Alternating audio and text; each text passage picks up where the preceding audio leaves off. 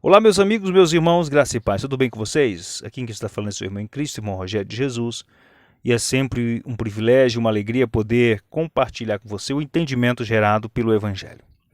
Queridos, livro histórico de João, capítulo 4, a partir do versículo de número 20, nós estaremos lendo aqui e iremos usar estes versículos que serão lidos como base para um breve comentário que nós estaremos fazendo. Enquanto você localiza aí, eu quero agradecer os nossos inscritos. Eu percebi que muitas pessoas estão se inscrevendo. Eu quero agradecer a Deus pela sua vida.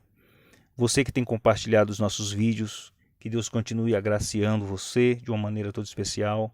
O meu objetivo é tornar esse entendimento conhecido entre as pessoas que eu conheço e as pessoas que não me conhecem, e fazer com que todos nós possamos contribuir de uma maneira direta ou indiretamente com a expansão, com a propagação deste evangelho que mudou a nossa mente, que mudou a nossa vida, tá bom? Você que está chegando agora, seja bem-vindo a este canal, ok? Versículo 20 diz assim: mas me diga uma coisa, por que vocês, os judeus, insistem em que Jerusalém é o único lugar de adoração? Enquanto nós, os samaritanos, dizemos que é aqui neste monte, onde os nossos antepassados adoraram. Vou dar uma pausa aqui. Queridos, é evidente que vocês conhecem esse texto. Como vocês, eu ouvi muitas pregações, já preguei em cima disso aqui, fundamentado nesse texto.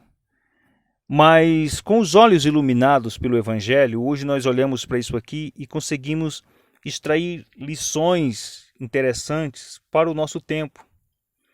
Porque esta mulher que conversou com Jesus, ela tinha dúvidas quanto ao lugar da adoração. E ela pergunta para Jesus: aonde de fato devo adorar a Deus? Vocês, os judeus, dizem que o lugar de adorar é em Jerusalém, é no templo. Nossos antepassados nos ensinaram que é no monte, o lugar onde devemos prestar culto ao Eterno. O que tu tens a dizer? Eu estou aqui fazendo uso das minhas próprias palavras para que você possa entender de forma bastante simples. Essa preocupação é a preocupação da maioria dos evangélicos, dos cristãos denominacionais. Todos eles têm dentro de si esta preocupação, enquanto que muitos, ensinados por seus respectivos líderes, atestam que o lugar de adorar é no ambiente físico, no espaço físico que eles denominam como casa de Deus. Porém, existe o contexto. Para os judeus, onde era o lugar de adoração? Era o templo em Jerusalém. Toda a vida religiosa dos judeus estava restrita ao templo. Estava ligada ao templo. Na verdade, a adoração israelita estava subordinada a um lugar físico, a um mediador físico, humano, e as oferendas, ou seja, o lugar físico, o templo, o mediador, o sacerdote, as oferendas, os holocaustos, ou seja, para o judeu, culto estava relacionado a isto. Para eles não havia sentido, não tinha sentido, até porque foi o próprio Eterno que falou para os filhos de Israel que toda adoração deveria ser feita no templo. Toda oração deveria ser realizada no templo. Toda a vida religiosa estava restrita ao templo. O templo era o maior ícone da fé judaica. Então é claro que os judeus atestavam isto. Porém, aquela mulher ela tinha uma dúvida porque, em contrapartida, os antepassados daquela mulher diziam que o lugar da adoração era o monte.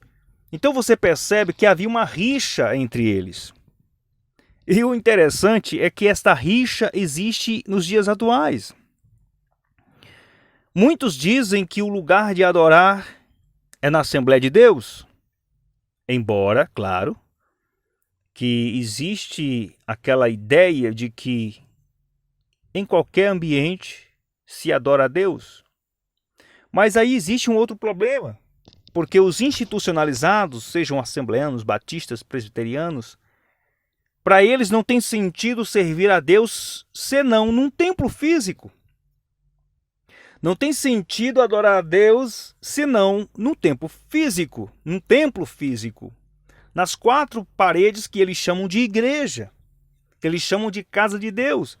E o Evangelho aponta a igreja não como estrutura física, mas como a junção de vidas que foram alcançadas pela graça. Eles associam o templo a um espaço físico. O templo, segundo o evangélico, somos nós. Não é no lugar físico que Deus habita. Deus habita em nosso espírito, que é a casa de Deus. Eu poderia citar vários versículos aqui. Então, para que serve o lugar físico, Rogério? Você está querendo dizer, então, que não tem sentido mais nos reunir para adorar? Que é proibido, que não devemos estar no lugar físico para aprender? Não estou dizendo nada disso. Pelo contrário, eu até concordo com as reuniões, desde que seja ensinado o verdadeiro evangelho, desde que seja ensinado que não é o espaço físico que é a casa de Deus, mas cada pessoa reunida ali que compõe o templo do Espírito Santo. Você consegue entender isso? Eu não sou contra as pessoas estar no lugar reunido para falar de Deus, desde que não seja imposta a obrigação de estar naquele lugar. E eu passei mais de 30 anos dentro de uma instituição obrigado a estar em todos os cultos. Existem denominações aí, eu vou citar nome, irmão, eu vou citar nome das sinagogas. A Deus é Amor, houve uma pequena mudança depois que o falecido foi embora. No caso, o Davi Miranda. Depois que ele foi embora, a filha dele, a Débora Miranda, gravou um vídeo, está no YouTube, você pode procurar, aonde ela disse para as pessoas que não é mais obrigado as pessoas irem todos os dias para a igreja, porque eles entendem que a igreja é o templo físico. Ou seja, não há mais a obrigação deles estarem em todos os cultos, levando o cupom de presença, porque lá os crentes eram obrigados a estar em todos os cultos, levar o papelzinho para poder carimbar sua presença, porque se tivesse faltando um dia, eles eram proibidos de tomar a Santa Ceia. Eu assisti esse vídeo, está no YouTube, você pode procurar. Foram mudanças que a dona Débora Miranda realizou. As pessoas eram obrigadas a estar nesses lugares, como é obrigada a estar em todos os cultos em muitos lugares por aí. Ou seja, não há voluntariedade. As pessoas são obrigadas a ir. Porque se elas não forem, né, isso pode acarretar perda de bênção. Dependendo da situação, elas são, enfim, disciplinadas, enfim. O que é isso? Isso é um jugo imposto pela religião. A religião insiste em querer dizer que o lugar de adorar é no espaço físico. Para eles, a adoração acontece no ambiente físico. E Jesus diz o contrário aqui. Olha só o que Jesus vai falar no versículo de número 21. Jesus respondeu: creia em mim, mulher. Está chegando a hora quando não nos preocuparemos mais em adorar o Pai, nem neste monte, nem em Jerusalém. Palavras de Jesus. Palavras de Jesus. Eu vou repetir isso aqui. Foi ele que disse essas palavras. Ora, se Jesus falou essas coisas, que haveria um tempo em que não havia mais a necessidade ou preocupação no espaço físico, por que se ensina o contrário hoje? Por que se ensina o oposto do que Jesus falou? Jesus estava dizendo o seguinte: mulher, vai chegar um momento que o lugar não vai ter mais a importância. Não vai ser mais vital para a adoração. Porque a adoração hoje, depois da cruz, depois da nova aliança estabelecida, a adoração não está mais restrita ao espaço físico. Em qualquer ambiente, em qualquer lugar que você está, você pode adorar o Pai, não há mais impedimentos. Você consegue entender, meu irmão? Você pode adorar a Deus aonde você estiver. Aliás, a adoração não está restrito a um ambiente físico. A adoração agora é racional. Culto agora é racional. Foi o que Paulo falou, Romanos capítulo de número 12. O culto é racional. Então, meus queridos, eu sei que os líderes jamais vão aceitar essas palavras. Porque toda a vida religiosa gira em torno do espaço físico. Aliás, é impossível captar recursos senão no espaço físico. As pessoas são como que obrigadas a contribuir no espaço físico, por quê? Porque elas estão lá restritas àquele lugar, fazem parte daquele lugar, são obrigadas a fazer isso, e de fato são obrigadas mesmo, porque um exemplo aqui bem básico, digamos que você faz sua inscrição para poder ser um associado de um clube, onde você tem direito a tomar banho de piscina, você tem direito de entrar numa sauna, de andar naqueles brinquedos, sua família e tudo. Para isso você tem que pagar uma taxa, para que você possa usufruir de tudo aquilo. Qualquer organização aonde as pessoas são membros, existe a necessidade dessas pessoas contribuírem. Isto é uma lei. O problema dos espaços religiosos hoje em dia, principalmente evangélico, é que eles imputam essa obrigação sob pena de um devorador. Ou seja, eles usam Malaquias capítulo número 3 para impor sobre a igreja uma sentença que foi dada por Deus através do profeta Malaquias para os filhos de Israel. Eles estavam restritos à lei de Moisés, estavam sob a estrutura da lei de Moisés. Detalhe, dízimo naquele contexto nunca foi dinheiro. Eram grãos, eram produtos do campo. O devorador ali era uma espécie de gafanhoto e não um demônio. Para você ver como a religião ela deturpa a palavra de Deus.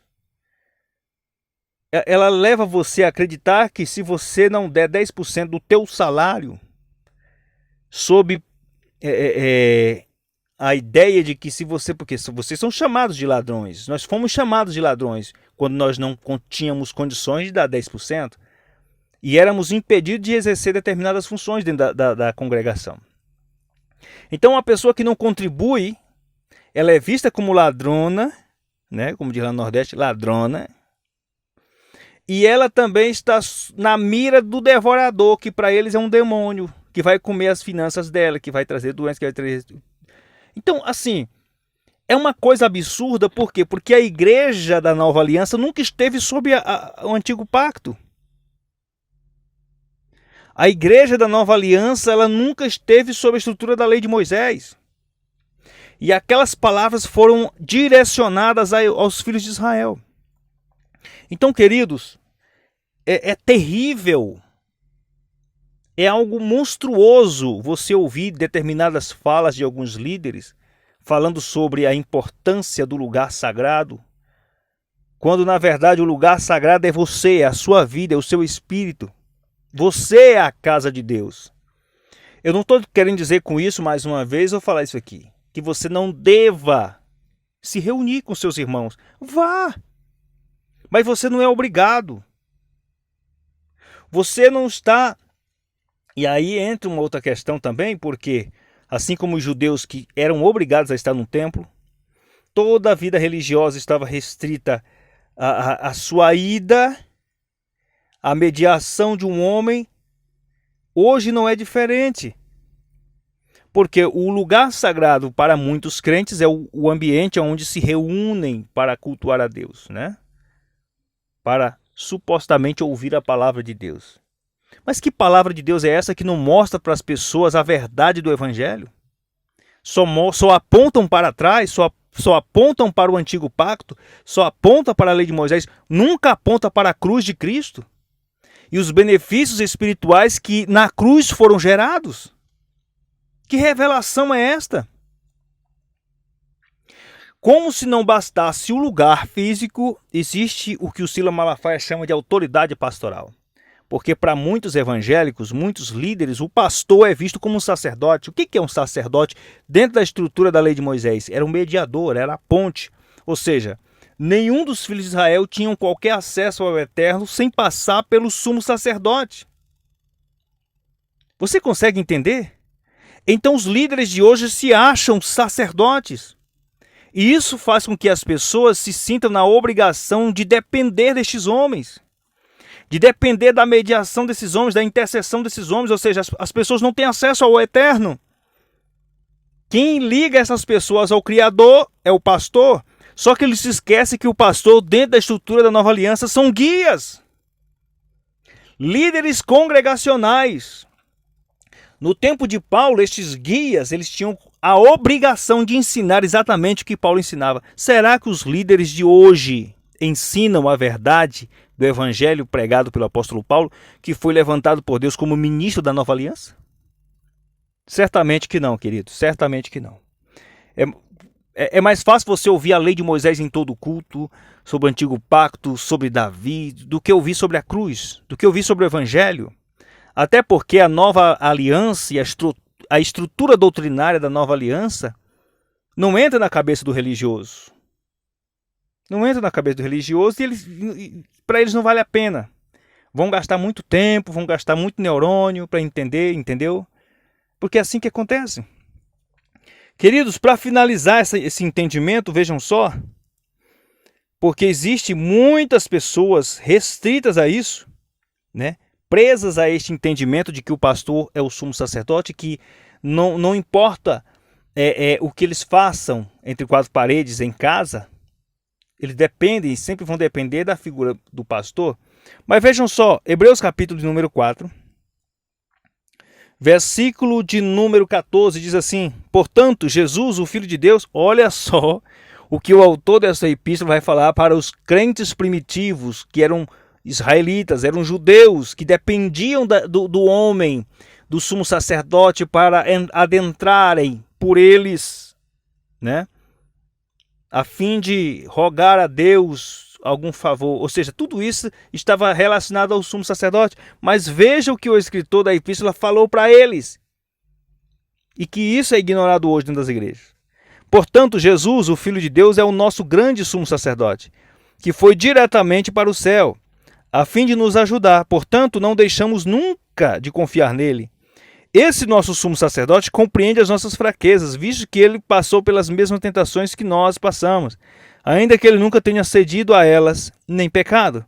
Portanto, vamos ousadamente até o próprio trono de Deus e permaneçamos lá para recebermos a sua misericórdia e acharmos a sua graça para nos ajudar em tempos de necessidade. Olha só o escritor da epístola incentivando as pessoas a entrar diretamente junto ao trono da graça. Você vê alguém ensinando isso hoje? Não. Então, queridos, que Deus venha abrir os olhos da igreja. Uma vez que você descobre essas coisas, sua vida muda, sua visão muda, sua percepção, sua forma de ver a vida, sua forma de ver as pessoas, sua forma de ver, tudo muda para melhor. Para melhor. Mais uma vez eu quero dizer, não sou contra quem se reúne, quem congrega, não. Eu sou contra as mentiras que são ensinadas nesses lugares. Eu sou contra essas barganhas que são feitas nesses lugares. Eu sou contra toda esse mecanismo religioso criado para manter as pessoas sob sujeição, sob prisões. Eu sou contra isso. Mas contra a verdade do evangelho, não. Se você se reúne num lugar onde a verdade do evangelho, eu não estou falando do evangelho denominacional, institucional, não. O evangelho do Cristo ressuscitado. Se você está indo num lugar como este, onde a verdade do evangelho é ensinado, permaneça, meu irmão. Permaneça. Seja a bênção de Deus na vida de alguém, tá bom?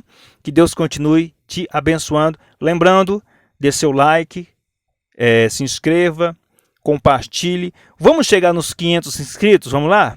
Você me ajuda a chegar nos 500 inscritos?